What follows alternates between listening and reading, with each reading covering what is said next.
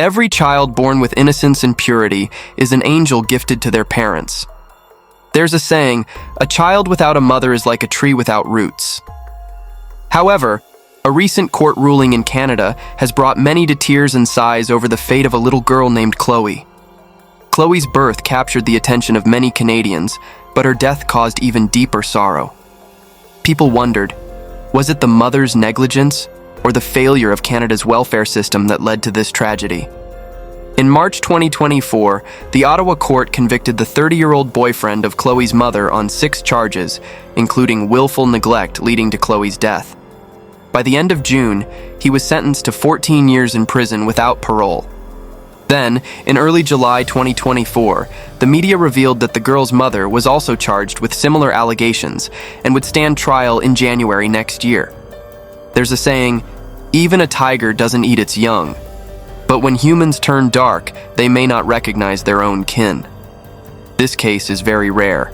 Media agencies had to battle through multiple rounds of litigation to gradually shed light on and report the case. Consequently, we had to work hard to gather information about it. Let's go back to Sunday, May 10th, 2015, which was also Mother's Day. On Air Canada flight AC009 from Calgary to Tokyo, flying over Russian territory at thousands of meters above the Pacific Ocean. Most passengers were asleep, and the cabin was very quiet. Suddenly a noise came from the rear economy class. A young man frantically called for the flight attendant while his girlfriend clutched her stomach in apparent pain. The flight attendant hurried over and asked what was happening. The man said, "I don't know. My girlfriend suddenly has severe stomach pain." At this point, the flight attendant quickly assisted the woman to a more spacious area at the front of the plane. However, halfway there, she could no longer bear it and had to lie down on the floor. The captain immediately called for any experienced passengers to help, and 3 doctors among the passengers came forward to assist. After receiving an IV and Tylenol, the woman was moved to a first-class seat. She then said to everyone, "Something is about to come out of my stomach." A doctor beside her quickly asked, "Are you pregnant?" The woman shook her head. The man, still bewildered, said, "We only had relations last month. She can't be pregnant." At this point, no one cared about those details anymore. The doctor instructed the woman to breathe deeply and push. Soon after, the cries of a newborn girl echoed through the cabin, bringing relief to everyone. Nothing bad happened, and both mother and baby were healthy. The young mother made it just in time to celebrate her first Mother's Day. The passengers on the plane each took turns congratulating her. It was truly a special miracle. The flight attendant thoughtfully wrapped the newborn girl in a blanket. At this moment, a photograph that would later shake Canada was taken. The captain, encouraged by the good news, flew the plane with renewed spirit. Finally, the flight landed at Narita Airport in Tokyo, half an hour ahead of schedule. The Japanese ground medical team had been informed in advance and were ready to take immediate care of the mother and baby. This young couple, who gave birth at an altitude of 10,000 meters, met online. They had only been dating for about a year and were living together in Victoria, British Columbia, Canada. Their trip was to visit a relative in Japan, with the plane tickets provided by the woman's family. The woman's name was Ada Guan, who was just 23 years old at the time and from Calgary, Alberta. She had a temporary job. The man, Wesley Branch, was 24 years old and from Penticton, British Columbia. He was a former employee of a moving company and was currently unemployed. The newborn girl was named Khloe, the first grandchild in the Branch family. The news brought great joy to Khloe's paternal grandparents. However, one detail caught the attention of some observant individuals. In media interviews, Wesley often spoke, while Ada only talked when directly addressed. Consequently, the public frequently saw Wesley holding their daughter. This dynamic laid the foundation for their future relationship. Of course, in the days following Khloe's birth, both the baby and mother stayed at a very good hospital in Tokyo, Japan. Once their conditions were stable, they were discharged and moved to their relative's home in Japan. During this time, Japanese and Canadian media extensively covered the event. Thanks to this coverage, Khloe, Ada, and Wesley received many necessary baby items donated by Japanese citizens, as well as support from the Canadian Embassy in Japan. Khloe's birth certificate and passport were processed expeditiously, and the embassy even gifted the young couple a baby stroller. The family happily returned to Canada shortly after. CBC Radio interviewed them, with the host particularly interested in the hospital experience and costs for the mother and baby in Japan. Wesley responded that the Japanese hospital services were excellent, and in the end, they only had to pay 2,000 Canadian dollars. We might not be very familiar with Japan's healthcare system, but 2,000 Canadian dollars for a few days in a hospital for uninsured foreigners in Tokyo doesn't seem too high. Compared to the thousands of dollars a day in the US without insurance, it's quite reasonable. However, even this 2,000 Canadian dollars was not a small amount for the young couple. They had to set up a GoFundMe page to help cover a portion of the hospital expenses. Later, the CBC host asked the question on everyone's mind, "Ada, when did you realize you were pregnant and about to give birth?" Ada replied, "When I was moved to first class on the plane." Wesley immediately added, "Ada was having severe contractions in first class. I was right beside her, holding her hand tightly.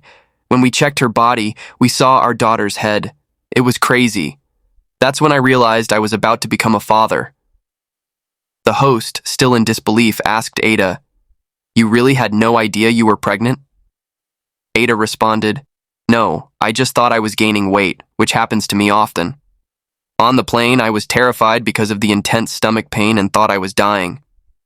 Wesley interjected, "We did suspect something was off, but a test a few weeks earlier showed 99.99% that she wasn't pregnant. Anyway, a miracle happened. I'm so proud and happy. We have such a lovely daughter." Finally, the host asked a very important question. "Ada, how does it feel to suddenly become a mother?" Ada glanced at Wesley several times, and then they looked at each other. Wesley hugged Ada, and Ada said, "We are very excited. We will overcome all difficulties." Wesley said, "I will do my best to take good care of this little family." Notably, according to Air Canada's official website, pregnant women can fly if they have no history of preterm labor and are not beyond 36 weeks of pregnancy. Typically, babies born between 38 and 40 weeks are not considered premature. It is unclear if Ada was considered premature. Although Ada said she occasionally had stomach pains, her doctor did not detect her pregnancy during regular checkups. Due to Ada's small frame, no one, including the airport ground staff, recognized her as pregnant. Some media speculated that Ada was 37 weeks pregnant.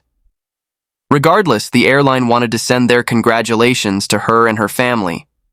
However, a news program couldn't resist joking that although the baby born on the plane was very healthy, the mother might need to pay a fine for carrying an extra piece of carry-on luggage. This incident captivated Canadians at the time, as babies born on planes are very rare. The first known in-flight birth occurred in 1929 in Florida, USA. The most recent happened on January 19, 2023, on an Emirates flight from Tokyo, Japan to Dubai. A 2020 article in the International Journal of Travel Medicine tallied in-flight births on commercial flights from 1929 to 2018, totaling 74 cases, or roughly 1 per 26 million passengers, nearly the same odds as winning a lottery jackpot. However, among these, 3 newborns did not survive. This rarity explains why many airlines prohibit pregnant women from flying between 38 and 40 weeks. The thin air at high altitudes is not conducive to newborn breathing, and their ears are very sensitive to air pressure. Additionally, medical capabilities on planes are very limited, with a lack of medical personnel and equipment. While a normal delivery might be manageable, a cesarean section would pose significant risks to both mother and baby. Furthermore, the nationality of newborns is a complex issue. Planes are considered extensions of their registered country's territories, but the skies they fly through belong to different nations. Some countries grant citizenship based on birth location, leading to potential nationality ambiguities for babies born on planes, complicating legal processes. For example, Khloe is clearly Canadian, but immigration lawyers have pointed out that if she were born over U.S. airspace, she might be eligible for U.S. citizenship. Khloe was fortunate at birth, but no one anticipated the hardships she would face upon returning to Canada. Wesley's mother told the media that Ada and Wesley were immature parents, unprepared for Khloe's sudden arrival. They didn't know how to care for their daughter or understand her needs, leading to frequent arguments. When Khloe was less than a month old, a social worker from British Columbia asked Wesley's mother to spend a week helping the new parents with some guidance. She stayed at Ada and Wesley's home in Victoria by invitation. To her surprise, Wesley asked her to take Khloe for a month so they could go on vacation. At that moment, Wesley's mother realized the couple was too selfish and trouble was inevitable. However, after helping care for Khloe for a week, she left Victoria and returned home.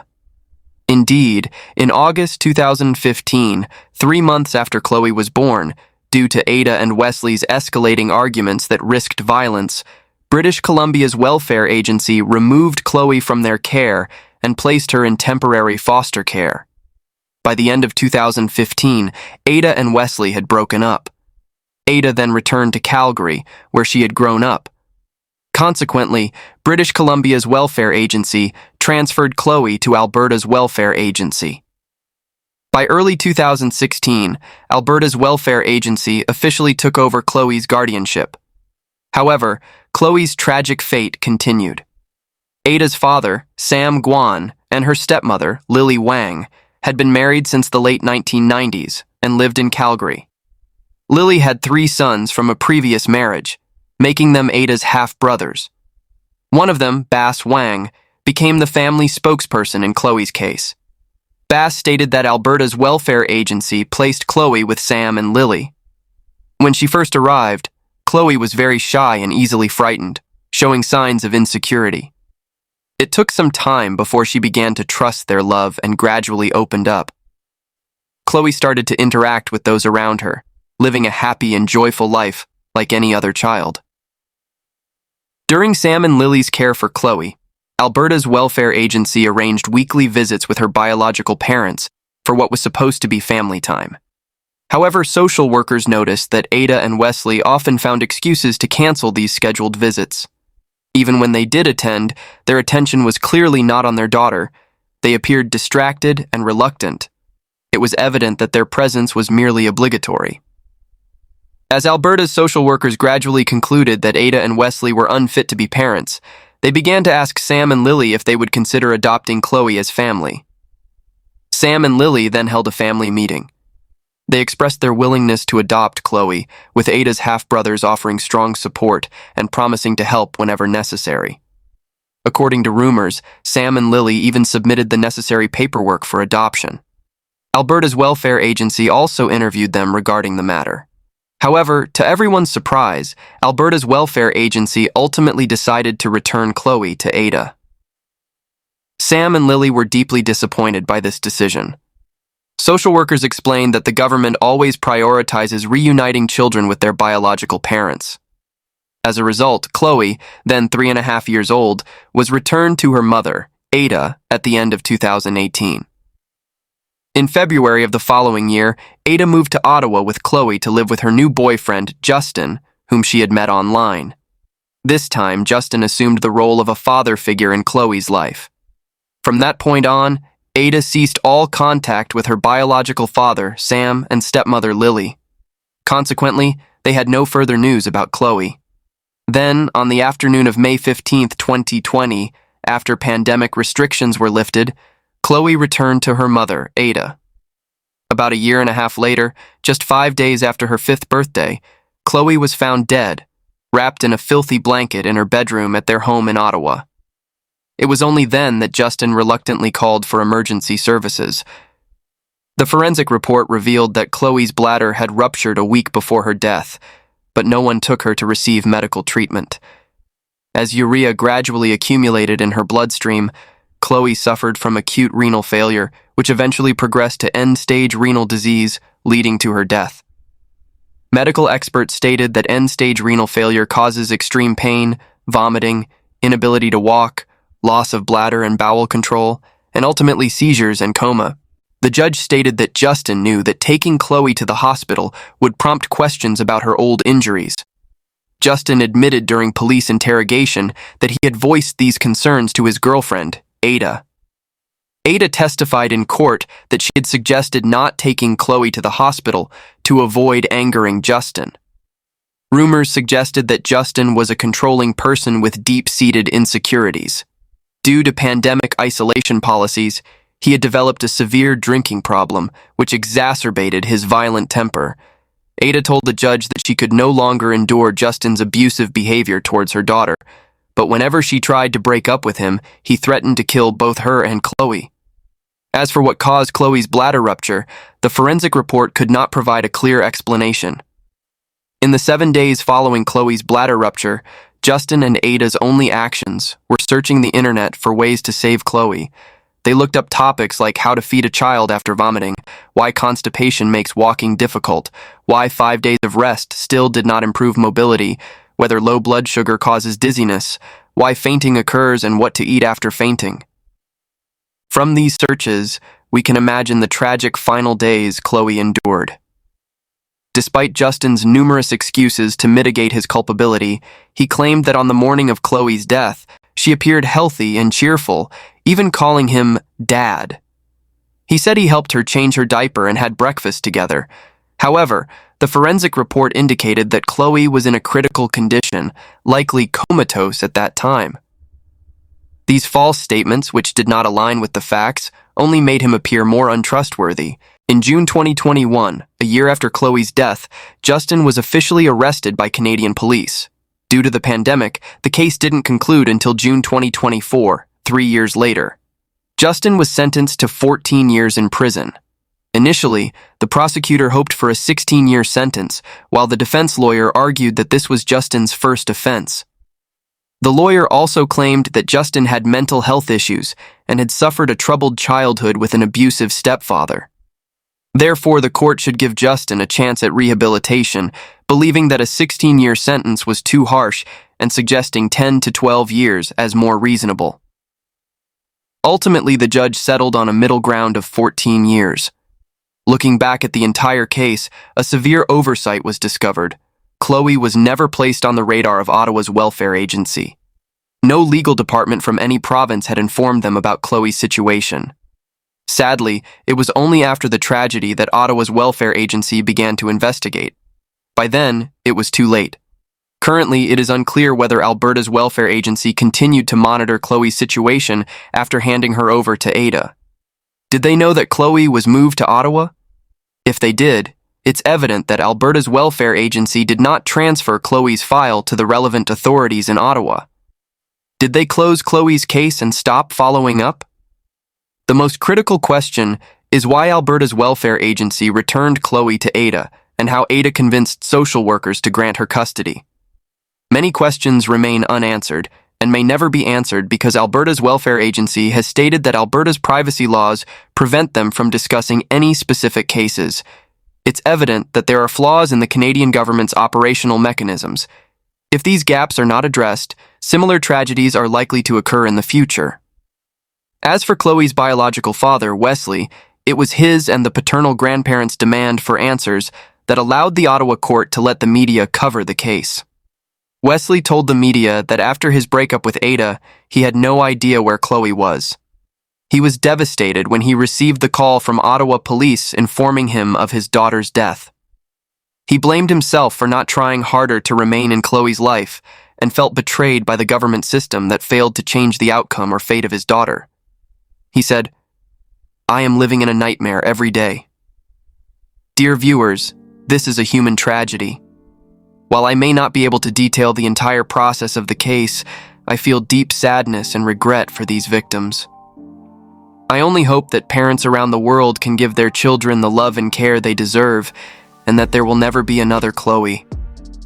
Khloe was born fortunate, receiving global attention and blessings, but tragically into an unkind and irresponsible family. Throughout this case, one perplexing point is that Ada was clearly unfit to be a mother, yet she insisted on keeping custody of Khloe. The decision by Canada's welfare agency is also baffling.